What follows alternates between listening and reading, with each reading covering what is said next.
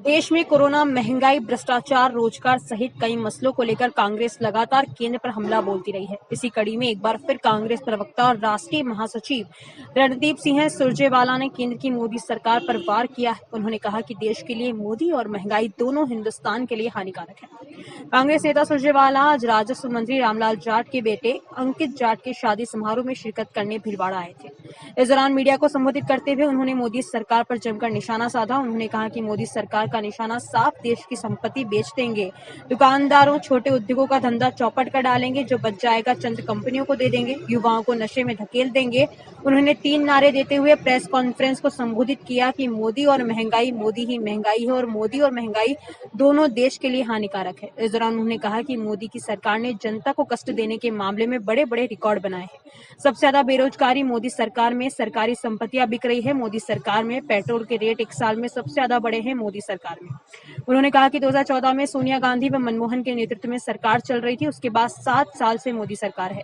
इन 7 सालों में केंद्र सरकार ने देश व प्रदेश के लोगों की कमर तोड़ने का काम किया है। 2014 में गैस सिलेंडर 410 रुपए का था।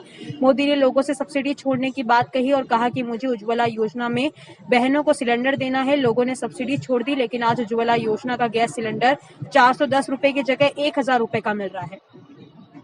मोदी ने युवाओं से कहा कि पकौड़े तलो, क्योंकि यह भी एक रोजगार है, लेकिन कॉमर्शियल सिलेंडर 2200 रुपए का हो गया है तो पकौड़े तलना भी असंभव है। मोदी ने जिस नमक की सौगंध खाकर शपथ ली थी वह आज 22 रुपए किलो हो गया है। चाय पीना मुश्किल हो गया है।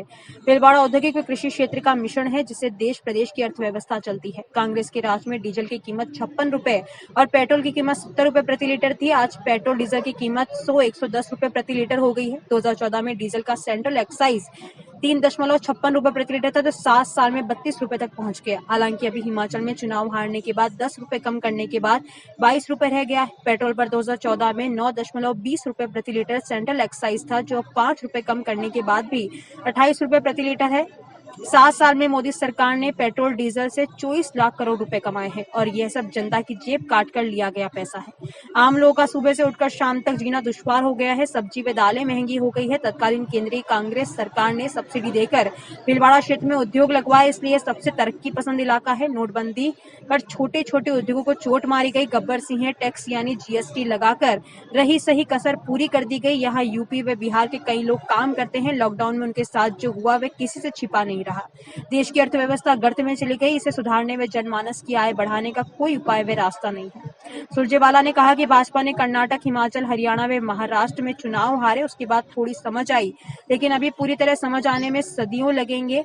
ऐसे में जनता को आने वाले चुनाव में भाजपा को धूल चटानी होगी ताकि महंगाई कम हो सके। प्रेस कॉन्फ्रेंस में सुरजेवाला के साथ राजस्व मंत्री रामलाल जाट भी मौजूद थे। वैसे तो आज एक खुशी के मौके पर हमारे भाई साथी कांग्रेस के सबसे अग्रणी राजस्थान के किसान नेता रामलाल जाट जी के पारिवारिक फंक्शन में परिवार के एक सदस्य के तौर पर शामिल होने का मुझे भी सब साथियों को सौभाग्य प्राप्त हुआ। और एक बार फिर मैं तो नव दंपति को आपके माध्यम से भी शुभकामनाएं दूंगा। आज इस विशेष पत्रकार वार्ता का एक लक्ष्य और भी है, और वो है देश की यथास्थिति को और किस प्रकार है। आपका इशारा अगर वो उस एपिसोड की तरफ था जो दुर्भाग्यपूर्ण कहीं ना कहीं मतभेद और मनभेद दोनों पैदा हो गए थे।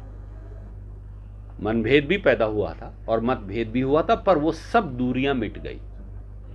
कांग्रेस अध्यक्षा श्रीमती सोनिया गांधी के नेतृत्व में, राहुल जी के नेतृत्व में हमारे परिवार में अगर कहीं दिक्कत तकलीफ थी, एक अपने यहाँ कहावत है राजस्थान की, हरियाणा की, जिसके घर में बासण होंगे उसी के खड़केंगे।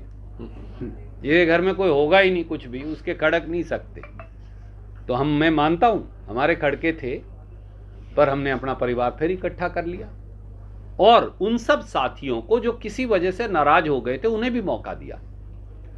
तो हमारे नौजवान साथी जो हैं सचिन भाई, और वो आएंगे, आप उनसे भी पूछ लीजिएगा, हम सब अब इकट्ठे हैं, हम सब एकजुट होकर काम कर रहे हैं और हम सब एकजुट होकर कांग्रेस पार्टी को दोबारा लाने का काम करें। ऐसा एक वो कहावत है हरियाणा की, राजस्थान की, छाछ तो बोले सो बोले, चलनी भी बोले जिसमें 1000 छेद। अब ओवैसी भी ज्ञान देगा, जो भारतीय जनता पार्टी का एजेंट है। आप मुझे बताइए, मैंने एक दिन ओवैसी साहब से पूछा, जिस प्रांत से ओवैसी जी आते हैं, जो अब तेलंगाना कहलाने लगा है, ज्वाइंट आंध्र प्रदेश, वहां तो वो 7 विधानसभा लड़ते हैं, यूपी में वो 300 लड़ते हैं। ऐसी पार्टी भी कोई आपने देखी जो जहां का रहने वाला हो वहां तो वो 7 लड़े 200 में से, और जब वहां से बाहर जाए तो 300 सीट लड़े। पैसे कहां से आते हैं साहब ओवैसी जी? ओवैसी जी पैसे कहां से आ रहे हैं? और फिर पूरे हिंदुस्तान में जाकर लड़े। 7 पार्टियों वाली पार्टी, 7 सीटों वाली पार्टी, और 7 में से जीतता है 2-3। तो 2 या 3 एमएलए वाली पार्टी के पास इतने संसाधन कहां से आ गए? और एक बात बताओ, मोदी जी के खिलाफ तो कोई 2 लाइन बोले तो ईडी, इनकम टैक्स पहुंच जाते हैं। ओवैसी के घर गया कभी ईडी या इनकम टैक्स वाला? देखा आपने? कभी नहीं जाएगा, क्योंकि बीजेपी और ओवैसी एक दूसरे के पूरक हैं। मुसलमान भाइयों को हिंसा सिखाने का काम, भड़काने का काम, उपद्रव सिखाने का काम ओवैसी का है।